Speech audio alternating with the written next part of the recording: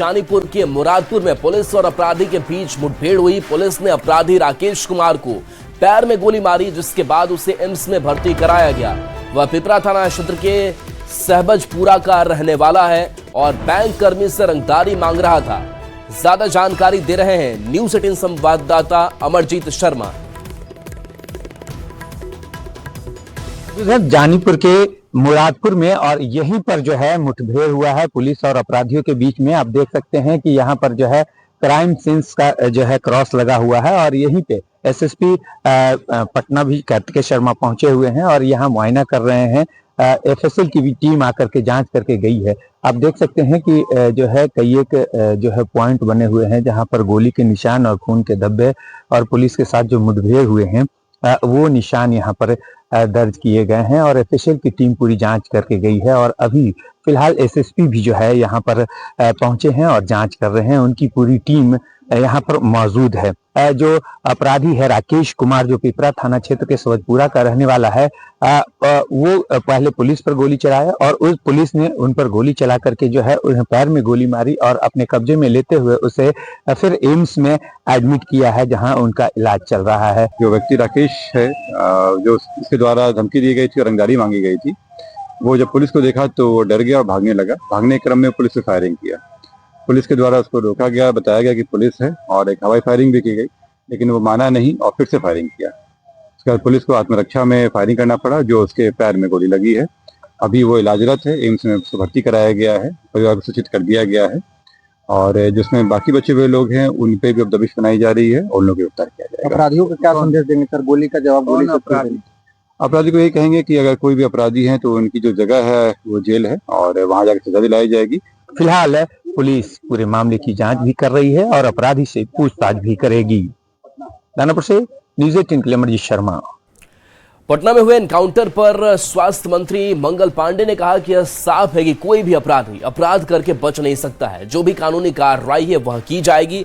बार बार सरकार की ओर से बताया जा रहा है कि अपराध करने वाले या तो अपराध छोड़ दें या बिहार छोड़ दें, नहीं तो पुलिस कानून के तहत कार्रवाई करेगी और वह कार्रवाई हो भी रही है। बहुत साफ है कि कोई भी अपराधी अपराध करके बच नहीं सकता। जो भी कानूनी कार्रवाई है वो कानूनी कार्रवाई की जाएगी और बार बार सरकार की ओर से बताया जा रहा है कि अपराध करने वाले या तो अपराध छोड़ दें या बिहार छोड़ दें, नहीं तो पुलिस कानून के तहत जो कार्रवाई करनी है वो करेगी और वो कार्रवाइयां हो रही हैं। लंबित बहाली प्रक्रिया के विरोध में प्रदर्शन। पारा मेडिकल एसोसिएशन के तहत छात्र प्रदर्शन कर रहे हैं। बड़ी खबर, जहां बिहार तकनीकी सेवा आयोग का घेराव किया है, तो ये बड़ी खबर आप तक पहुंचा रहे हैं। जहां पारा मेडिकल अभ्यर्थियों का प्रदर्शन देखने को मिला है। पटना से ये बड़ी खबर है, जहां लंबित बहाली प्रक्रिया का विरोध किया जा रहा है। खबर जो सामने आ रही है कि बिहार तकनीकी सेवा आयोग का घेराव भी इन्होंने किया है और बता दें कि डॉक्यूमेंट्स वेरिफिकेशन की मांग लगातार इनकी तरफ से की जा रही है। इसके साथ साथ लैब टेक्नीशियन की परीक्षा की मांग की जा रही है। लाइव हमारे साथ न्यूज 18 संवाददाता रजनीश जुड़े हैं। रजनीश, हम तस्वीरें पीछे की देख पा रहे हैं, काफी हलचल है, क्या अपडेट वहां से? बिल्कुल, देखिए राहुल, बिहार तकनीकी सेवा आयोग से लगातार सभी पैरामेडिकल स्टूडेंट जो है मांग करते आ रहे हैं। सभी ने अलग अलग विषयों में डिग्री ली है और बता दें आपको कि OT assistant, ECG technician, x-ray technician, dentist सभी जो हैं लंबित बहाली प्रक्रिया का एक तरह से विरोध कर रहे हैं क्योंकि बहाली हो नहीं रही है। क्या डिमांड है आप लोगों का? देखिए, डिमांड एक ही है। कई महीनों से हम लोग डिमांड कर रहे हैं कि बीटीएससी अंतर्गत OT assistant, x-ray technician, ECG technician का नियुक्ति राज्य सरकार और माननीय स्वास्थ्य मंत्री जी के प्राथमिकताओं में है। लेकिन स्वास्थ्य मंत्री जी कहते हैं कि नियुक्ति प्रक्रिया हम 4 महीने में पूरी करेंगे, लेकिन जो पदाधिकारी हैं, पदाधिकारियों पर ये बात, पदाधिकारी इस बात को नहीं लागू कर रहे हैं। पदाधिकारी माननीय स्वास्थ्य मंत्री जी और मुख्यमंत्री जी की बातों कर रहे हैं। तकनीकी सेवा आयोग अधिकारी से अभी मिले नहीं है, अभी हम लोग मिलेंगे। रोड जाम कर दिया आप लोगों ने। हम लोग रोड जाम किए हैं। अगर हम लोग को नियुक्ति पत्र नहीं मिलता है तो हम लोग विधानसभा मार्च करेंगे। हम लोग विधानसभा मार्च करेंगे, अनशन करेंगे, क्योंकि हम लोग बहुत पीड़ित है अप्रैल में एग्जाम दिए हैं, अभी 1 साल होने को जा रहा है, बच्चे को डॉक्यूमेंट वेरिफिकेशन नहीं हुआ है। पुलिस बल की तैनाती सालों से लोग छात्र सड़क पर है, 20-20 वर्ष से बहाली नहीं आई और वह बहाली आने के बाद भी पेंडिंग नहीं आई है। 20-20 वर्ष से लास्ट बहाली सर 2014 में आया था, उसके बाद अब आई है। माननीय स्वास्थ्य मंत्री से मेरा एक ही निवेदन है कि जो बहाली आती है वो प्रक्रिया पूरी हो। एक बहाली को ये गुस्सा है और हम कैमरामैन अजय दुबे से कहेंगे जरा दिखाइए। पुलिस ने बैरिकेड कर दिया है और भारी संख्या में पुलिस बलों की यहाँ पर तैनाती करा दी गई है। मजिस्ट्रेट के साथ साथ देखिए तमाम जो पुलिसकर्मी है यहाँ तैनात है और बिहार तकनीकी सेवा आयोग का जो मुख्य द्वार है वो बंद करा दिया गया है। जरा मजिस्ट्रेट से बातचीत करेंगे क्योंकि हंगामा काफी ज्यादा हो रहा है। डीएसपी भी है, क्या कहेंगे, क्योंकि बड़ी संख्या में अभ्यर्थी भी हैं। यहाँ पे इनको समझाया जा रहा है कि ये जो है वो प्रतिबंधित क्षेत्र है, ठीक है। यहाँ से ये डिस्पर्स कर जाओ, इनके जो प्रतिनिधि मंडल है उन प्रतिनिधि मंडल को हम लोग बीटीएस ले जाएंगे, वहाँ पे इनकी जो वार्ता है वो रखी जाएगी। बाकी जितने भी जो अनमोबिलाइज क्राउड है वो वहाँ से डिस्पर्स करेंगे। कोई डेलीगेशन से आप लोगों को मिलवाने जा रहे हैं? हाँ, इनका जो डेलीगेशन है वो डेलीगेशन जो है वो वहाँ पे जाकर के मिलेंगे। अनूप कुमारी है डीएसपी और ये जानकारी रश्मि कुछ नहीं हंगामा होगा वैसे।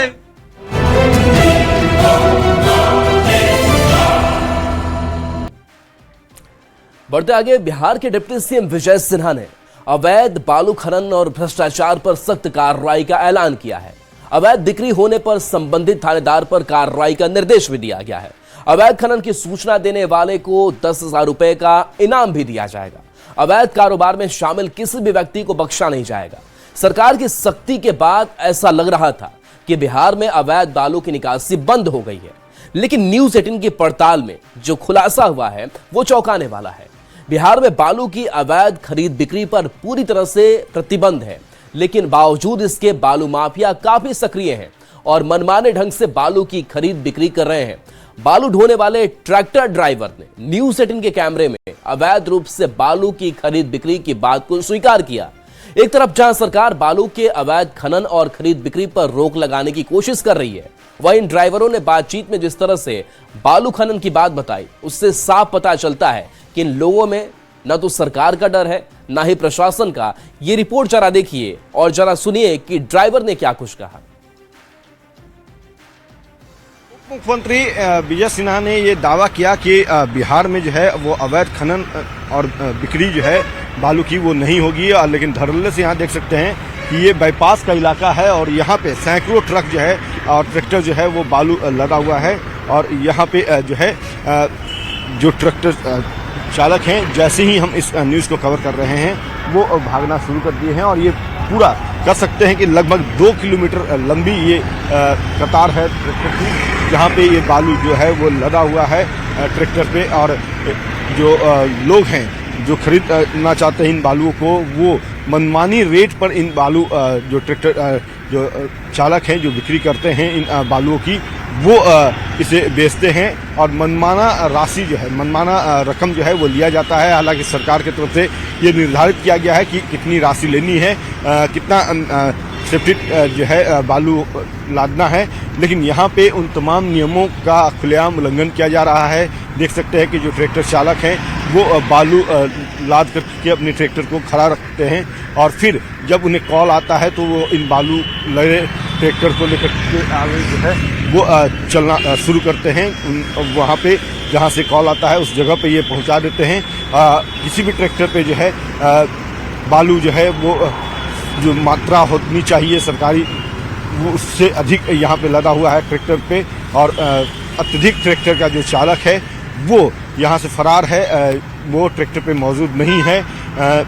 कह सकते हैं कि कहीं न कहीं पूरा खेल जो है वो मोबाइल नेटवर्क पे चलता है। मोबाइल के जरिए जो है कॉल आता है और फिर ये ट्रैक्टर चालक जो है इन बालू को लेकर के जो कह सकते हैं कि इनलीगल है, क्योंकि किसी भी ट्रैक्टर पे जो है चालक नहीं है, तो जाहिर सी बात है कि जो नियमावली है उसका उल्लंघन किया जा रहा है। और यही वजह है कि इन बालू लदे ट्रैक्टर को यूं ही इस बाईपास के जो सर्विस लेन है वहाँ पे खड़ा करके ये लोग फरार रहते हैं।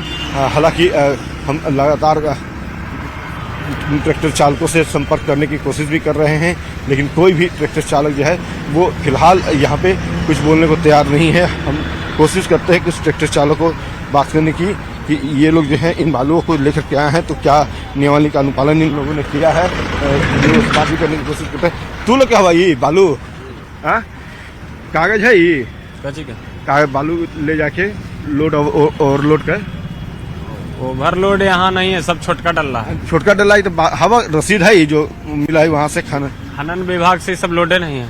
तो कैसे लोड है ये सब है जो टाल पर से लोड है। ऐसे ही कागज पत्र ना है ये कर लोड हो के, कागज पत्र का है ना, हाईवा से खरीद, हाईवा चलाने से ना आता है सर। अच्छा तू लोग के पास ना कागज कर नहीं। क्या नाम बोलवा? नाम मंटू कुमार। तो देखिए मंटू जी हैं, बड़े ही बेबाकी से ये कह रहे हैं कि ये तमाम जो ट्रैक्टर पे जो बालू लदे हैं इसके कोई दस्तावेज इनके पास नहीं है, कोई चालान नहीं है, क्योंकि ये पहले हाईवा से लाया जाता है और उसके बाद इन ट्रैक्टरों पर लादा जाता है, ये इनकी दलील है। लेकिन हकीकत जो है वो यही है कि ये तमाम जो ट्रैक्टर लदे बालू हैं वो नियम से विपरीत जाकर के अवैध तरीके से इसको यहाँ लाया जाता है और फिर इसकी बिक्री की जाती है। खैर ये तस्वीर, ये सच्चाई जो है वो हमने सामने लाया है और कहीं न कहीं कह सकते हैं कि बालू माफियाओं की एक हनक होती है। उसके बावजूद जो है हमारे कैमरा पर्सन अजय दुबे ने इस न्यूज़ को हमारे साथ मिलकर के कवरेज किया है। बहरहाल देखना ये होगा कि जब इस खबर को उप मुख्यमंत्री सम्राट चौधरी और उप मुख्यमंत्री विजय सिन्हा, जिन्होंने ये दावा किया था कि पटना में या बिहार में अवैध बालू की खरीद बिक्री नहीं होगी, जब वो इस खबर को देखते हैं तो ऐसे ट्रैक्टर चालकों पे या फिर बालू माफियाओं पर क्या एक्शन लेते हैं। अमित कुमार, न्यूज़ 18 पटना। तो देखिए ये रिपोर्ट हमने आपको दिखाई कि किस तरीके से जो अवैध यह काला कारोबार इस पीले सोने का वो किया जा रहा है। डिप्टी सीएम विजय सिन्हा की अगर बात करें तो लगातार कहते आ रहे हैं कि बालू माफियाओं पर हम शिकंजा कस रहे हैं, लेकिन दूसरी तरफ आपने वो तस्वीर देखी कि ये ट्रैक्टर की एक लंबी कतार है जिस पर ये पीला सोने यानी कि बालू लदा हुआ और इस तरीके से अवैध तरीके से इसका कारोबार हो रहा है। तो सुना आपने, ऐसे में यह बात साफ है कि गृह मंत्री सम्राट चौधरी और डिप्टी सीएम विजय सिन्हा के दावों का भी पुलिस पर कोई असर नहीं है। जिस पुलिस के दम पर सम्राट चौधरी बालू माफियाओं के खिलाफ दावे कर रहे हैं, वही पुलिस बालू माफियाओं से सिटिंग कर बालू का खेल करा रही है। ऐसे में सवाल उठता है कि क्या बालू माफिया बिल्कुल बेखौफ है? क्या उन्हें सरकार के निर्देश का बिल्कुल भी डर नहीं है? जो तस्वीर आप सामने आई है, जो ट्रैक्टर लाइनों में लगी हुई आप देख रहे हैं, सवाल यह है कि क्या बालू माफिया को सफेदपोश का संरक्षण है? और सवाल यह भी कि क्या सफेदपोशों के संरक्षण में ये बालू तस्करी फल फूल रहा है? सवाल यह कि क्या पुलिस और बालू माफिया की सेटिंग है? बता दें कि बुधवार को ही डिप्टी सीएम और खान एवं भूतत्व मंत्री विजय कुमार सिन्हा ने प्रेस कॉन्फ्रेंस कर बालू माफिया और उनके साथ साठगांठ रखने वाले सफेदपोश अधिकारियों और पुलिसकर्मियों को चेतावनी दी थी। उन्होंने कहा था कि सरकार माफिया और उनके साथ मिले पुलिस वालों को बिल्कुल बर्दाश्त नहीं करेगी, बख्शेगी नहीं। विभाग के मंत्री के रूप में हमने कई बार स्पष्ट कर चुके हैं, सरकार की नीति और नीयत साफ है। अवैध खनन किसी भी कीमत पर बर्दाश्त नहीं किया जाएगा। पुलिस की गैर जिम्मेदारी और लापरवाही का खामियाजा खनन विभाग कभी नहीं स्वीकारेगा। जिस जिस थाना क्षेत्र के अंदर बालू का ट्रैक्टर गुजरता है वहां सभी थाने में सीसीटीवी कैमरा लगा है। सारे सीसीटीवी कैमरा को निकालने का हमने डीएम और एसएसपी को या संबंधित जिला के एसपी डीएम को हमने निर्देश दिया है कि उस थाना से गुजर रहा वहां का थाना प्रभारी क्या कर रहा है। यह थाना प्रभारी की लापरवाही किसी भी कीमत पर स्वीकार नहीं होगी और हम कथनी करनी एक करते हैं, जमीन पर एक्शन कर करके हमारे विभाग के लोग दिखाएंगे। जिनकी लापरवाही नजर आएगी कोई मर्सी उनके साथ नहीं होगा। साफ तौर पर कहना चाहेंगे कि अवैध खनन ओवरलोडिंग आप बंद करें, नहीं तो बड़ी कार्रवाई आप पर होगी। तो देखिए बालू क्यों पीला सोना बन गया, इसे भी समझते हैं। तो सरकार के डेटा के अनुसार 2025 में बिहार में कुल 635 बालू घाट हैं। इसके साथ साथ 38 में से 35 जिलों में बालू घाटों से बालू निकालने में करीब 2 दर्जन कंपनियां लगी हुई हैं। ये कंपनियां आधिकारिक तौर पर बालू का खनन कर सकती हैं। 2022-23 में बालू के कारोबार से 2650 करोड़ रुपए की कमाई हुई। 2025 में 1555 करोड़ रुपए के लक्ष्य के मुकाबले 1530 करोड़ रुपए का राजस्व प्राप्त किया गया। और अवैध खनन पर किस तरीके से एक्शन हुआ उसे भी समझिए। तो 2022-23 में बालू के अवैध कारोबार से जुड़ी 4435 एफआईआर दर्ज है। 300 करोड़ रुपए का जुर्माना भी वसूला गया। अवैध बालू खनन मामले में करीब 2500 लोगों को गिरफ्तार किया जा चुका है। 20,000 से ज्यादा गाड़ियां जब्त की गई है। इसके साथ साथ अवैध बिक्री होने पर संबंधित थानेदार पर कार्रवाई भी की जाएगी। सूचना देने वालों को 10,000 रुपए का नगद इनाम भी दिया जाएगा। डीआईजी मानवजीत सिंह ढिल्लों के नेतृत्व में एसटीएफ बनी है और माफिया के अवैध अर्जित संपत्तियों की पहचान करना, हर पंचायत में नियत समय पर बैठक करना, ये तमाम उपाय जो है वो भी किए जा रहे हैं। बढ़ते आगे तो अवैध खनन के मुद्दे पर बीजेपी सांसद संजय जायसवाल ने कहा कि सरकार का बहुत बड़ी ये पहल है जिससे अवैध खनन को रोका जा सके। इसके लिए बिहार सरकार और उप मुख्यमंत्री विजय सिन्हा और सम्राट चौधरी को धन्यवाद देते हैं। बहुत बड़ा इनिशिएटिव है जिससे कि अवैध खनन को रोका जा सके और इसके लिए बिहार सरकार को, विजय जी को, माननीय उप मुख्यमंत्री सम्राट जी को, सभी को धन्यवाद करते हैं कि ये जो इंसेंटिवाइज करके यह स्कीम निकाली गई है कि आप अगर पकड़वाते हैं तो 10,000 रुपये आपको पुरस्कार दिया जाएगा। मुझे लगता है अवैध खनन रोकने के लिए यह बहुत बड़ा कदम साबित होगा। जेडीयू संसदीय दल के नेता और सुपौल के सांसद दिलेश्वर कामैत ने कहा है कि माफिया पर नियंत्रण के लिए सरकार पूरी तरह से कटिबद्ध है। भूमाफिया, खनन माफिया के खिलाफ सरकार कार्रवाई कर रही है। भूमुखिया इनके प्रति तो कार्रवाई होनी ही चाहिए और सरकार इसके लिए, बिहार सरकार पूरे मुस्तैदी के साथ कार्रवाई कर रही है। ऐसे मुखिया लोग जो समाज में अराजकता फैला रहे हैं उसको बिहार सरकार समाप्त करना चाहती है और सुशासन ला करके बिहार को एक अच्छे राज्य की संख्या में एक विकसित बिहार को बनाना चाह रही है। इसलिए उनका जो हो रहा है काम वह बहुत प्रशंसनीय है। और देखिए, लोकसभा में ई सिगरेट को लेकर हंगामा हो गया। अनुराग ठाकुर का टीएमसी सांसद पर आरोप। टीएमसी सांसद सदन में ई सिगरेट पी रहे हैं। अनुराग ठाकुर ने आरोप लगाया और क्या ई सिगरेट को परमिशन दे दी गई है, ये भी सवाल अनुराग ठाकुर ने उठाया। जिसके बाद स्पीकर ने कहा कि लिखित शिकायत दीजिए, कार्रवाई करेंगे। तो ये सदन में आज मामला ई सिगरेट पर देखने को मिला।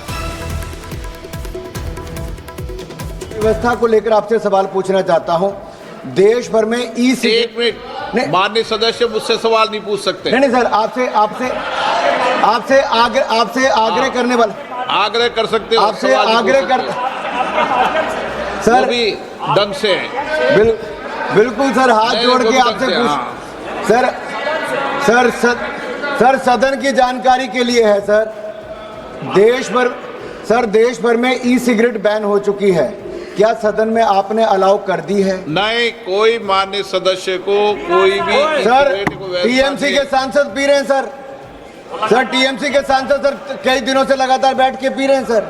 कोई भी माननीय टीएमसी के सांसद पी रहे हैं सर नहीं सर, आप चेक करवाइए सर। एक मिनट, व्यवस्था दे रहा हूं। सर सदन में अगर सिगरेट पीना अलाउ कर दिया है, एक मिनट प्लीज। मैं सभी माननीय सदस्यों से पुनः आग्रह करता हूं, हमें संसदीय परंपराओं और संसदीय नियमों का अनुपालन करना चाहिए।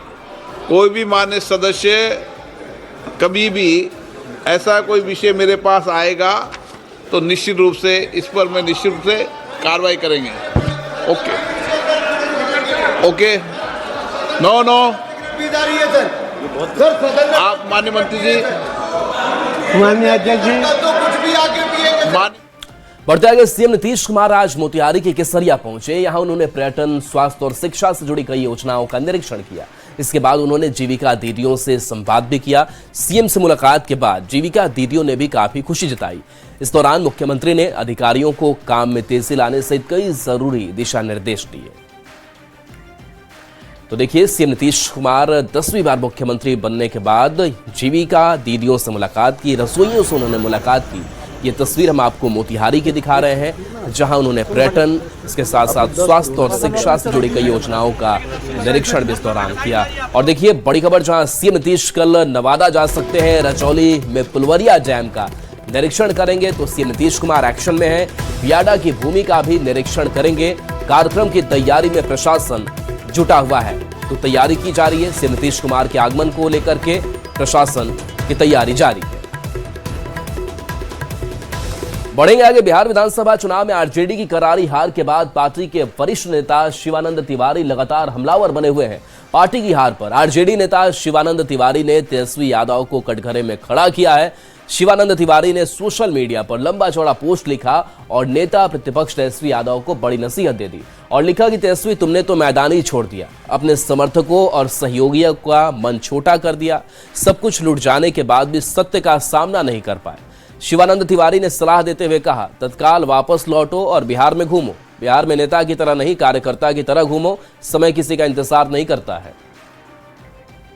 तेजस्वी पर शिवानंद तिवारी के निशाने पर स्वास्थ्य मंत्री मंगल पांडे ने कहा कि बहुत जल्द आरजेडी के अंदर की जो लड़ाई है वह बाहर दिखेगी, जो असंतोष है वह बाहर दिखेगा, नेतृत्व के खिलाफ जो बगावत है वह दिखेगा, परिवार में जो बगावत है वह दिख गया है। जनता दल के अंदर की जो लड़ाई है वो बाहर दिखेगी, जो असंतोष है वो बाहर दिखेगा, नेतृत्व के खिलाफ जो बगावत है वो दिखेगा, परिवार में जो बगावत हुआ है वो तो दिख गया है, पार्टी की भी बगावत अब बाहर आने वाली। जो बिहार के परिवेश में कहते हैं कि मिट्टी में खेल कर बीतता है, उसको मिट्टी की सुगंध भी भाती है और उसको मिट्टी का अनुभव भी होता है। लेकिन ऐसा तो उनके साथ हुआ नहीं। और राजनीति में जब कोई उनके ही नेता आरोप लगाते हैं कि उनकी आंखों पर पट्टी बांध दी गई थी, तो इसका मतलब ये है कि उनके अंदर कोई विवेक नहीं है, विवेकहीन आदमी है, दृष्टिकोण उनके पास कुछ नहीं है, अपना कुछ नहीं है, अंदर से और बाहर से सब खोखला ही खोखला है। तभी तो कोई व्यक्ति किसी के आंख पर पट्टी बांध। और चलिए, न्यूज़ 18 बिहार